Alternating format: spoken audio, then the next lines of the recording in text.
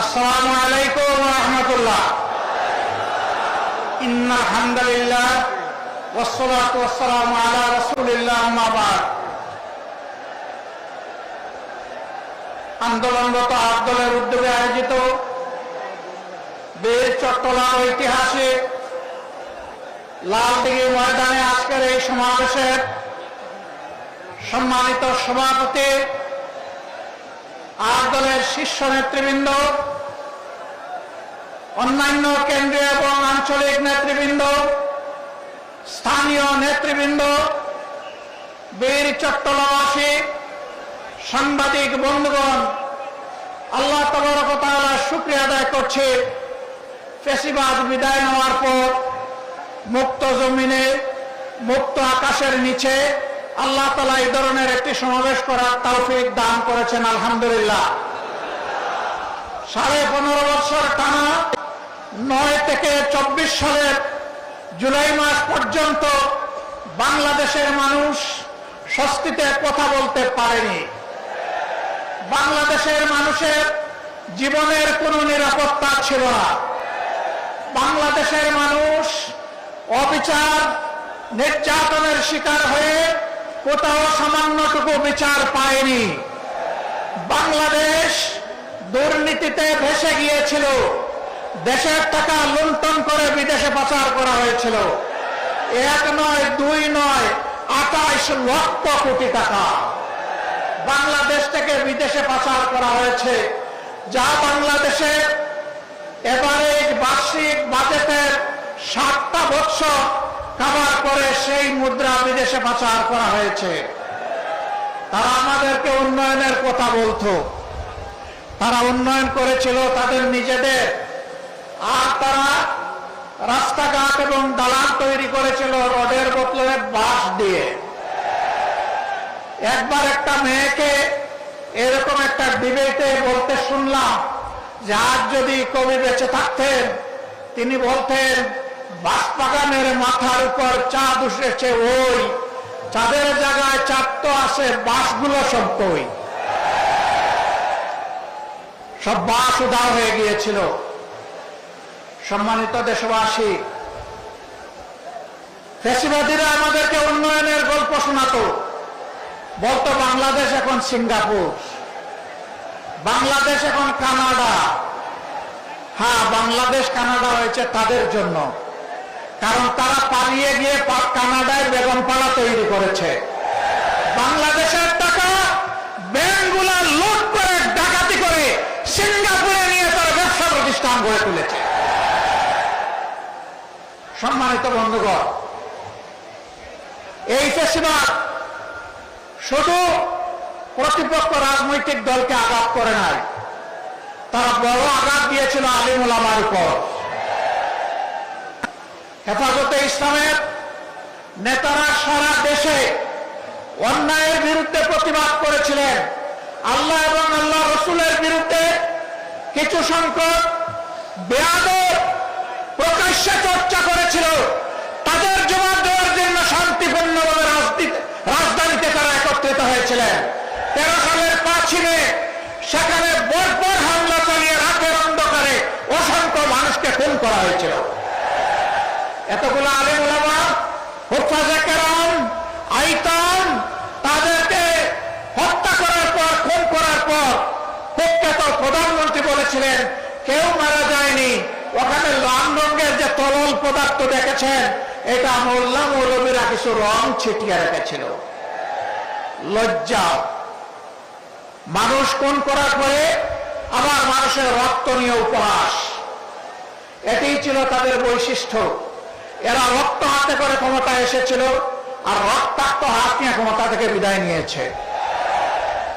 তারা ক্ষমতায় এসেছিল 9 সালে ফেব্রুয়ারি মাসের 25 এবং 26 তারিখ ঢাকার পিলখানায় তৎকালীন প্যারামিলিটারি বিডিআর এর হেডকোয়ার্টারে 2 দিনে 57 জন প্রতিশ্রুতিশীল, দেশপ্রেমিক, চৌকস সামরিক অফিসারকে তারা হত্যা করার মাধ্যমে তাদের হত্যার অভিযান শুরু করেছিল। আর 24-এর গণবিপ্লবে ছাত্র, তরুণ, যুবক, কৃষক, শ্রমিক, মা বোনদের বুকে সন্তানদের বুকে গুলি চালিয়ে কাঁড়ি কাঁড়ি লাশ ফেলে দিয়ে যখন সামাল দিতে পারে নাই, তখন যারা করেছিল অমুকের কন্যা দেশ ছেড়ে পালায় না, তারাই তখন তারা কি করেছিল? জমিন দিয়ে হাঁটা, গাড়ি চালিয়ে যাওয়ার সাহস তারা হারিয়ে ফেলেছিল। আমাদের দুঃখ লাগে, আমাদের গর্বিত সেনাবাহিনীকেও এই খুনের কাজে তারা ব্যবহার করার চেষ্টা করেছে। দেশের মানুষের জানমাল, ইজ্জত, আবরুর পাহারাদার পুলিশের কর্মকর্তা এবং সদস্যবৃন্দকে এই উপকর্মে তারা ব্যবহার করার চেষ্টা করেছে।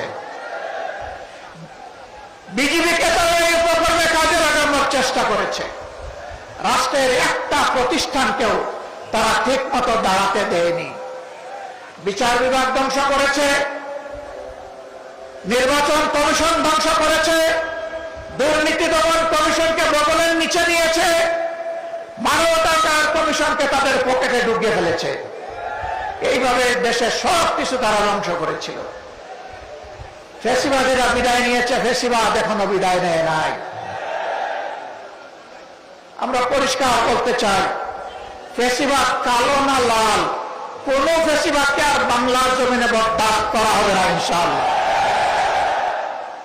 কেউ যদি ফ্যাসিবাদের পাশে আবার কথা বলেন, কেউ যদি আবার ফ্যাসিবাদীদের মতো আচরণ করেন, তারা কোন পথ খুঁজে পাবেন আমরা জানি না, কিন্তু আমরা তাদেরকে পরিষ্কারভাবে বলে দিতে চাই, বাংলার জমিনে এই দেশের আপামর ছাত্র, তরুণ, মেহনতি জনতার ফ্যাসিবাদকে বরদাস্ত করবে না। আমরা অতীতে রুখে দিয়েছিলাম আল্লাহর উপর ভরসা করে, ভবিষ্যতেও কেউ মাথা তুললে তাও রুখে দেওয়া হবে ইনশাআল্লাহ, কাউকে ছাড় দেওয়া হবে না। সম্মানিত বন্ধুগণ, আজান হয়ে যাচ্ছে, আমরা কথা বলবো না। আমরা কোন বিশেষ দলের বিজয় চাচ্ছি না, আর দলেরও বিজয় চাচ্ছি না। আমরা বাংলাদেশের 18 কোটি মানুষের আকাঙ্ক্ষার বিজয় চাই, আর সেই আকাঙ্ক্ষার বিজয় হবে কোরআনী আইনের মাধ্যমে ইনশাআল্লাহ। এর বাইরে গিয়ে এটা প্রমাণিত হয়ে গেছে, কোনো কিছু দিয়ে এর বাংলাদেশকে এগিয়ে নেওয়া সম্ভব নয়, সুশাসন প্রতিষ্ঠা করা সম্ভব নয়। আমরা আপনাদেরকে আহ্বান জানাবো, বিজয়ের এই হুইসেলটা, বিজয়ের এই বাঁশিটা ইসলামের প্রবেশদ্বার, ইসলামাবাদ খ্যাত এই চট্টগ্রাম থেকে আপনারা বাজাবেন ইনশাআল্লাহ। আপনারা বাজাবেন সেই বাঁশি, এই বিজয়ের বাঁশি এখান থেকে শুরু হবে, আর চেরাপুঞ্জির পাড়ে গিয়ে ওর ধাক্কা লাগবে ইনশাআল্লাহ। সারা বাংলাদেশ ইনশাআল্লাহ কোরআনের আলোকে আবাদ হবে। আগামীর বাংলাদেশ কোরআনের বাংলাদেশ। আল্লাহর নবী মুহাম্মদুর রাসূলুল্লাহ সাল্লাল্লাহু আলাইহি ওয়াসাল্লাম আর তার হাতে গড়া সোনার মানুষ সাহাবায়ে কেরাম রিদওয়ানুল্লাহি তাআলা আলাইহিম আজমাইনের পথ ছেড়ে দুনিয়ায় কখনো শান্তি আসে নাই, দুনিয়ায় কখনো শান্তি আসবে না। আমরা কোরআনকে বুকে নিয়ে, রাসূল করিম সাল্লাল্লাহু আলাইহি ওয়াসাল্লামের সুন্নাহকে বুকে নিয়ে, সাহাবায়ে কেরাম রিদওয়ানুল্লাহি তাআলা আলাইহিম আজমাইনের রেখে যাওয়া আমানতকে বুকে নিয়ে আমরা বাঁচতে চাই, আমরা মরতে চাই, আমরা আল্লাহর দরবারে হাজিরা দিতে চাই। আমরা কোনো লাল চক্ষুকে পরোয়া করব না, কোনো দাদা বাবু মানি না, কোনো বড় ভাই মানি না। সকলের সাথে আমাদের সম্পর্ক হবে সমতা এবং পারস্পরিক সম্মানের ভিত্তিতে ইনশাআল্লাহ। আগামী সেই বাংলাদেশ, মানবিক বাংলাদেশ জানিয়ে আমার বক্তব্য এখানেই শেষ করছি। আল্লাহ হাফেজ। বাংলাদেশ জিন্দাবাদ। আর দলীয় আন্দোলন জিন্দাবাদ। এই আন্দোলনের বিজয় হবে ইনশাআল্লাহ তাআলা আজিম। আসসালামু আলাইকুম ওয়া রাহমাতুল্লাহি ওয়া বারাকাতুহু।